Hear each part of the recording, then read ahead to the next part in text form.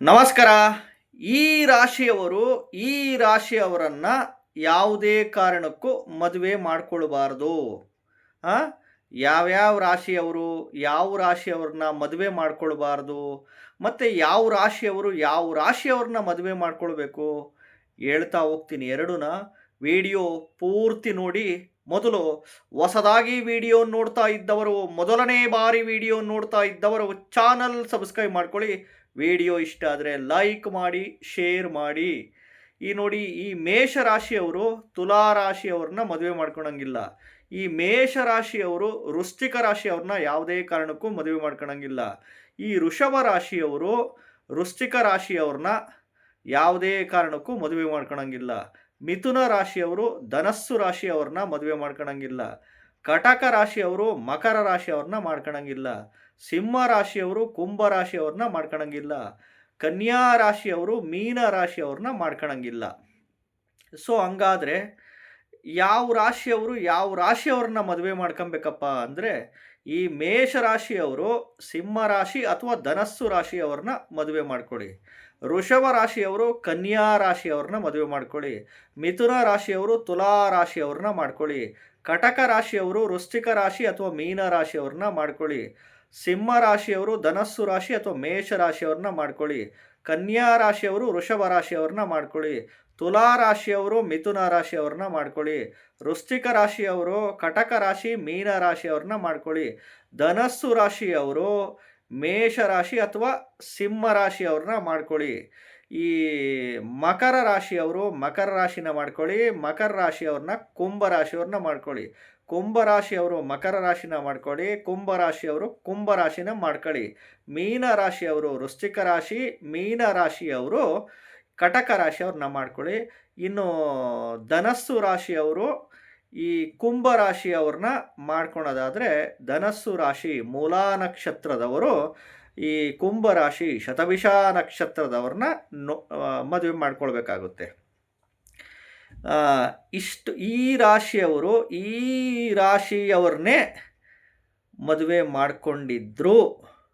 Especially ದಶಾಭುಕ್ತಿಗಳು important. ದಶಾಭುಕ್ತಿಗಳಲ್ಲಿನ 1ನೇ ಮನೆ ಬಂತು ಅಂದರೆ ನಾನು ಅನ್ನೋ ಮನೆ, ಅಹಂಕಾರದ ಮನೆ, ದುರಹಂಕಾರದ ಮನೆ, ಯಾರ ಮಾತು ಕೇಳಲ್ಲ. ಗಂಡ ಆಗ್ಬೋದು, ಹೆಂಡತಿ ಆಗ್ಬೋದು. ಇನ್ನು 3ನೇ ಮನೆ ಸಿಟ್ಟು, ಕೋಪ, ಹಠದ ಮನೆ. ಸಿಕ್ಕಾಬಟ್ಟೆ ಮಾತಿಗೆ ಗುರ್ರು ಅಂತಿರ್ತಾರೆ. ಸಿಟ್ಟು, ಕೋಪ, ಹಠ, ಒತ್ತಡ, ಸ್ಟ್ರೆಸ್ಸುಗಳು ಮಾಡ್ಕೊಂತಿರ್ತಾರೆ. 5ನೇ ಮನೆ ಇಷ್ಟನೇ ಆಗಲ್ಲ. 5ನೇ ಮನೆ ಓವರ್ ಪ್ರೀತಿ ಹೆಂಡತಿ ಮೇಲೆ, ಗಂಡನ ಮೇಲೆ, ಇಲ್ಲ ಓವರ್ ಪೊಸೆಸಿವ್ನೆಸ್ ಬಂದ್ಬಿಡುತ್ತೆ. ಅನುಮಾನ, ಗಂಡನಿಗೆ ಪ್ರತಿ ಹೆಜ್ಜೆಯಲ್ಲೂ ಅನುಮಾನ. ಗಂಡನ ಮೇಲೆ, ಹೆಂಡತಿ ಮೇಲೆ ಅನುಮಾನ. ಇವನಿಗೆ ಯಾರೋ ಫೋನ್ ಮಾಡ್ತಾಳೆ, ಇವರು ಏನೋ ಸ್ವಲ್ಪ ಇವ್ರದ್ದು ಸ್ವಲ್ಪ ಮೊಬೈಲ್ ಚೆಕ್ ಮಾಡಬೇಕು, ಯಾಕೋ ಇವ್ರ ಮೇಲೆ ಅನುಮಾನ ಸ್ಟಾರ್ಟ್ ಆಗಿದೆ ಅಂತ ಅನುಮಾನ. 5ನೇ ಮನೆ. ಇನ್ನು 6ನೇ ಮನೆ ಗಂಡನೇ ಶತ್ರು, 6ನೇ ಮನೆ ಹೆಂಡತಿನೇ ಶತ್ರು. 5ನೇ ಮನೆ ಪ್ರೀತಿ ಪ್ರೇಮ ಮಾಡಿಬಿಡ್ತಾರೆ. ಪ್ರೀತಿ ಪ್ರೇಮ ಮಾಡಿ, ಲವ್ ಮಾಡಿ ಓಡೋಗಿ ಮದುವೆ ಮಾಡ್ಕೊಳೋದು, ಲವ್ ಮಾಡಿ ಅರೇಂಜ್ ಮ್ಯಾರೇಜ್ ಮಾಡ್ಕೊಳೋದು. ಮತ್ತು ಅದಾದಮೇಲೆ 1 ಮಗು 2 ಮಗು ಆದಮೇಲೆ ಡೈವರ್ಸುಗಳಾಗ್ಬಿಡೋದು. ಈ ಒಂದು ರಿಲೇಟೆಡ್ಸ್ಗಳೆಲ್ಲ ಬಂದ್ಬಿಡುತ್ತೆ. ಈ 8ನೇ ಮನೆ 12ನೇ ಮನೆ ಜೊತೆಗೆ ಬಂದುಬಿಡ್ತು ಅಂತಂದಾಗ ಭಾಳ ಕಷ್ಟ. ಈ ಗಂಡ ಹೆಂಡತಿ ನಡುವೆ ಜಗಳ, ಕಲಹ, ಮನಸ್ತಾಪ, ಭಿನ್ನಾಭಿಪ್ರಾಯ, ಕೋರ್ಟು ಕಚೇರಿ, ಪೊಲೀಸ್ ಸ್ಟೇಷನ್, ಡೈವರ್ಸ್ ವೆಜ್ಗಳು. ಮಾತಿಗೂ ಅನುಮಾನ. ಗಂಡ ದುಡಿಯಲ್ಲ ಅನ್ನೋದು, ನನ್ನ ಮಾತು ಕೇಳಲ್ಲ ಅನ್ನೋದು, ಹೆಂಡತಿ ಪದೇ ಪದೇ ತವ್ರ ಮನೆಗೆ ಹೋಗ್ತಾಳೆ ಅನ್ನೋದು, ಮಕ್ಕಳ ವಿಚಾರಕ್ಕೆ ಜಗಳ, ಅತ್ತೆ ಮಾವನ ವಿಚಾರಕ್ಕೆ ಜಗಳ, ಊಟದ ವಿಚಾರಕ್ಕೆ ಜಗಳ. ಹೆಂಡತಿ ಮೇಲೆ ಪ್ರೀತಿ ಇಲ್ಲ, ಕೇರ್ ಇಲ್ಲ, ನನ್ನನ್ನು ಪ್ರೀತಿ ಮಾಡಲ್ಲ, ನಿನಗೆ ಹೊರಗಡೆ ಕೆಲಸ ಆಯಿತು, ಬರೀ ದುಡ್ಡು ಇದೆ ಅಂತ ಒಂದು ವಿಚಾರಕ್ಕಲ್ಲ 2 ವಿಚಾರಕ್ಕಲ್ಲ ನಿನಗೆ ಸಂಶಯ ಪಡೋದು, ಅನುಮಾನ ಪಡೋದು. ನಿನಗೆ ಅವಳ ಮೇಲೆ ಅಫೇರ್ ಇದೆ, ಇವನ ಮೇಲೆ ಅಫೇರ್ ಇದೆ ಅಂತ ಅನುಮಾನಗಳು ಪಡೋದು. ಈ ರೀತಿ ಎಲ್ಲ ಉಂಟಾಗ್ಬಿಡುತ್ತೆ. 1ನೇ ಮನೆ 3ನೇ ಮನೆ 5ನೇ ಮನೆ 6ನೇ ಮನೆ ಜೊತೆಗೆ 8ನೇ ಮನೆ 12ನೇ ಮನೆ ಬಂದ್ಬಿಡ್ತು ಅಂದರೆ ಗಂಡ ಹೆಂಡತಿ ನಡುವೆ ಜಗಳ, ಕಲಹ, ಮನಸ್ತಾಪ, ಭಿನ್ನಾಭಿಪ್ರಾಯ. ನಾವೆಲ್ಲ ಜ್ಯೋತಿಷಿಗಳು ಕೇಳೇ ಮದುವೆ ಮಾಡ್ಕೊಂಡ್ವಿ ಕಣ್ರಿ. ಅವರೆಲ್ಲ ಸಾಲಾವಳಿ ಚೆನ್ನಾಗಿ ಬಂದಿದೆ ಅಂದರು. 22 ಗುಣ ಬಂದಿದೆ, 28 ಗುಣ ಬಂದಿದೆ, 33 ಗುಣ ಬಂದಿದೆ, ಭಾಳ ಚೆನ್ನಾಗಿದೆ, ಒಳ್ಳೆ ಮುಹೂರ್ತದಲ್ಲೇ ಮದುವೆ ಮಾಡಿದರು. ಮುಹೂರ್ತ ಎಲ್ಲ ಚೆನ್ನಾಗಿದೆ.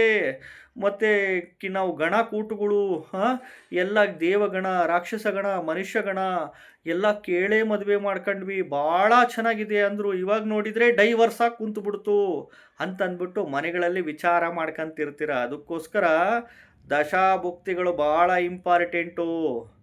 ಆಮೇಲೆ ಬರ್ತಾವೆ ನೋಡ್ರಿ, ಗಂಡ ಹೆಂಡ್ತಿ ನಡುವೆ ಯಾಕಪ್ಪ ಮದುವೆ ಆದ್ನಿ ಇವನ್ನ, ಯಾಕಪ್ಪ ಇವಳ ಮದುವೆ ಆದ್ವಿ, ಈ ಸೊಸೆನ ಯಾಕಪ್ಪ ಮಾಡ್ಕೊಂಬಂದ್ವಿ, ಈ ಅಳಿಯನ್ ಯಾಕನ್ನ ಮಾಡ್ಕೊಂಬಂದ್ವಿ, ನನ್ನ ಮಗಳಿಗೆ ಟಾರ್ಚರ್ ಕೊಡ್ತಾನಂತೆ. ಒಂದಲ್ಲ ಎರಡಲ್ಲ 108 ಯಾಕೆ ಬರ್ತಾವಂದರೆ ದಶಾಭುಕ್ತಿಗಳಲ್ಲಿ 1ನೇ ಮನೆ, 3ನೇ ಮನೆ, 5ನೇ ಮನೆ, 6ನೇ ಮನೆ, 8ನೇ ಮನೆ, 12ನೇ ಮನೆ ಬಂತು ಅಂದರೆ ಗ್ಯಾರಂಟಿ ಗಂಡ ಹೆಂಡ್ತಿ ನಡುವೆ ಜಗಳ, ಕಲಹ, ಮನಸ್ತಾಪ, ಭಿನ್ನಾಭಿಪ್ರಾಯ, ದೂರ ದೂರ ಸಪರೇಷನ್ನು, ಅನುಮಾನಗಳು, ದುಡ್ಡಿನ ವಿಚಾರಕ್ಕೆ, ಆಸ್ತಿ ವಿಚಾರಕ್ಕೆ, ಪ್ರೀತಿ ವಿಚಾರಕ್ಕೆ ಇಷ್ಟಪಟ್ಟೆ ಮದುವೆ ಮಾಡ್ಕೊಂಬಿಟ್ಟಿರ್ತಾರೆ. ಆಮೇಲೆ ಹೆಂಗಾಗ್ಬಿಡ್ತಾರೆ ಅಂದರೆ ಆವು ಮುಂಗ್ಸಿಗಳು ಆಗ್ಬಿಡ್ತಾರೆ. ಅರ್ಥ ಆಯ್ತಾ? ಹೊಸದಾಗಿ ವಿಡಿಯೋ ನೋಡ್ತಾ ಇದ್ದವರು, ಮೊದಲನೇ ಬಾರಿ ವಿಡಿಯೋ ನೋಡ್ತಾ ಇದ್ದವರು ಚಾನಲ್ ಸಬ್ಸ್ಕ್ರೈಬ್ ಮಾಡ್ಕೊಳ್ಳಿ. ವಿಡಿಯೋ ಇಷ್ಟ ಆದರೆ ಲೈಕ್ ಮಾಡಿ. ನಮಸ್ಕಾರ.